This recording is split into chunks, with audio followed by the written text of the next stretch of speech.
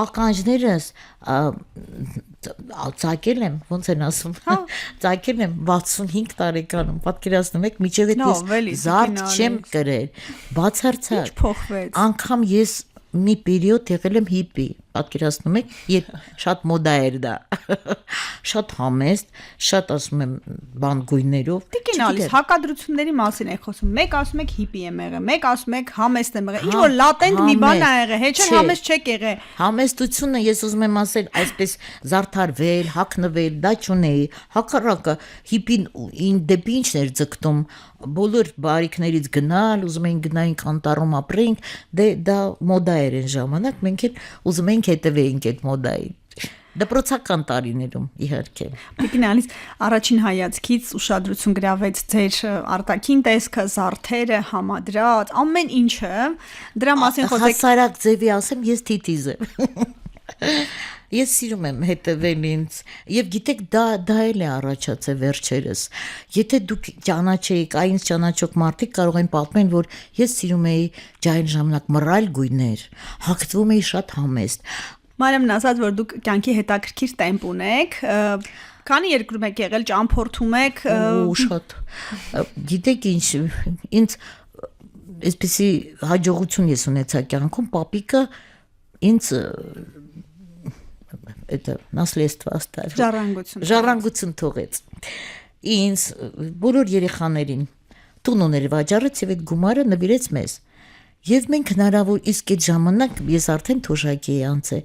միջև չէ եղել ոչ մի երկրում։ Առաջի երկիրը, որ ես հաճախեցի, ես իմ 60-ամյակի նախորեին, այդ ժամանակ դեռ ժառանգությունը չկար։ Իմ տղաները լավ վաստակում էին գումար, կազմակերպեցին, որ ես թռնեմ 2 մայրաքաղաք՝ Հռոմ եւ Փարիզ։ Եվ ես 60 տարեկանս նշեցի Հռոմում ամուսնուս հետ։ Երկրորդ ճանաչությունը սկսվեց 60 տարեկանից։ Սկսեցիք ականջողեր ու սկսեցիք գույներ, այդ ամեն ինչը հագնվել եւ այլն եւ այլն։ Չէ, այդ ժամանակ ես դեռ աշխատում էի, աշխատանքից բան վերցրեցի, թուղթ վերցրեցի, թույլատրություն, որ մի քիչ բացակայեմ, որ 60-ամյակս նշեմ։ Իսկ դրանից հետո արդեն ամեն տարի, հենց որ մենք կարողանում ենք ստանանք այդ շատ դժվար ստացվող վիզան, անպայման ամուսնուս հետ միտեղ գնում ենք։ 12 տարիների ընթացքում քանի երկիր եք այցելել։ 12 ստացվում է, թե տարին մեկ գնում եք։ Երևի մի 10, 10 շատ երկրներում եմ եղել, շատ հետաքրքիր, բայց դեռ պլաններ ունենք շատ։ Վերջի իմ այ Մարիամը կարող է պատմի, վերջի իմ երկիրը եղել է Ստամբուլը, որը առանց վիզայի, հանկարծակի ամուսինս առաջարկեց, ասեց, միջև մենք նոր վիզա ստանանք, ուզում ես միտեղ գնանք, որտեղ վիզա չկա։ Այ դա Ստամբուլն է եւ էժան երկիրի, արի գնանք, ասի արի, եւ մենք գնացինք։ Մարիամ, ինչ է ստեղծում Տիկին Ալիսը, դուք ասացիք, որ գույն է տալիս, ինչ է անում, որ եկավ մասնագիտական առումով, բոբիկեր լրիվ, այսինքն տեխնիկաներ կան, արդեն նկարել էր, ինչ որ մի բան, որպես, այսպես ասենք, մանկավարժը իր ավագսանի մասին կասի։ Նախ ասեմ, որ մեր արվեստանոցում երբ որ գալիս են, մենք չենք նայում, ինչ բազա ունեն, ինչ գիտեն նկարել, կարող են ընդհանրապես չիմանալ նկարել, բայց մեզ շատ կարևոր է նախ սերը արվեստի հանդեպ, հետո էներգիան, Երբ որ Տիկին Ալիսը եկավ, ինքը նկարել չգիտեր, ինքը կպատմի երևի, ինձ ասում էր, որ երբ որ իմ երեխաները ուզում էին, որ ես որևէ բան նկարեի դպրոցում, դա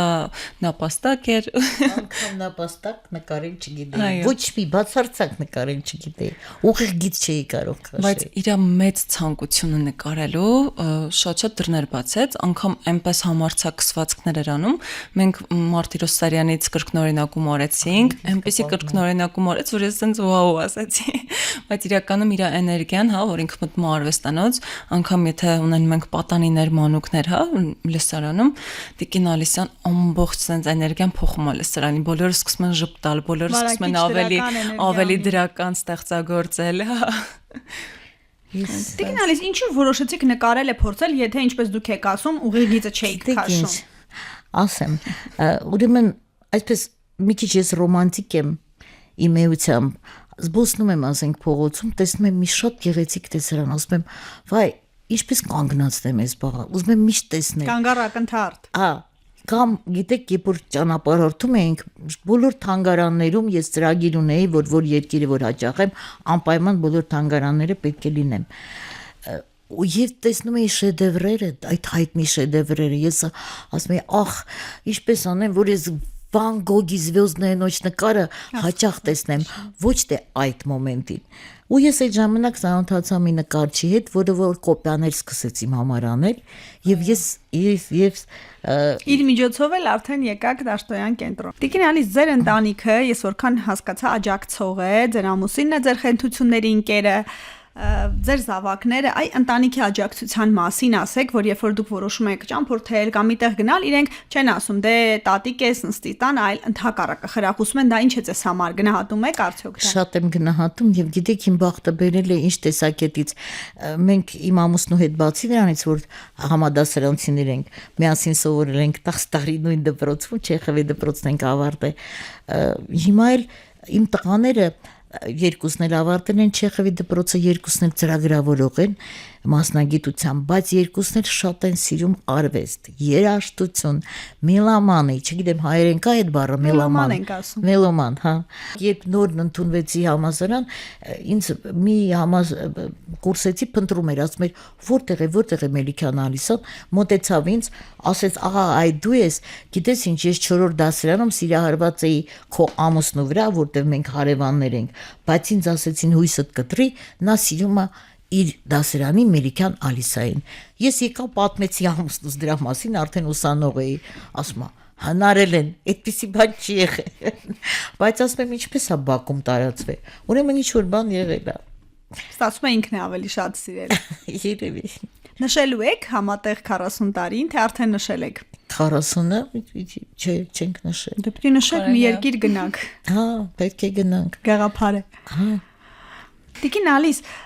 համատեղ երջանիկ կյանքի գաղտնիքն էլ ասեք, որտեղ ձեր պատմածից ես տեսնում եմ, որ դուք առնվազն 40 տարի համատեղ երջանիկ ապրում, պիտի որ ավելի լինի։ Հենց 40-30 տարեկանում ես ամուսնացա, իմ եւ իմ մեծ տղայի տարբերությունը ուղիղ 30 տարի է։ Ես 72 եմ, նա 42։ 29-ում ամուսնացա, 30-ում ունեցա զավակ։ Հետո 37-ում ունեցա երկրորդ տղաս, այդպես։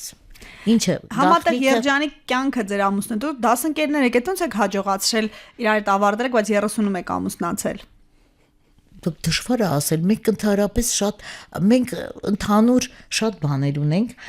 իմիջիայլոց ես բանասիրական եմ ավարտել, իմ ամուսինը փոքրուց պոեմներ էր գրում, բանաստեղծություններ գրում, մենք սիրում էինք պոեզիան երկուսս էլ, բայց հետո նա որոշեց ֆիզիկոս դառնալ, ասեց ֆիզիկոսը պոետը տեխնիկական կրթությամբ դա անփոխանցելի մարդ է։ Ֆիզիկոս դարձավ, հետո չաշխատեց մասնագիտությամբ, բայց այդ սերը դեպի ռոմանտիկան, երևի սերը դեպի ռոմանտիկան մեզ միացնում է։ Մինչև հիմա այն առաջին օրվանից դպրոցական տարիներից մինչև հիմա այդպես ռոմանտիկ մթնոլորտում սիրո ապրում եք։ Ոչ մի սիրով լինում են եւ վեճեր, լինում են եւ տարբեր սիտուացիաներ են լինում, բայց երևի սերը հաղթում է։ Սերը, հա։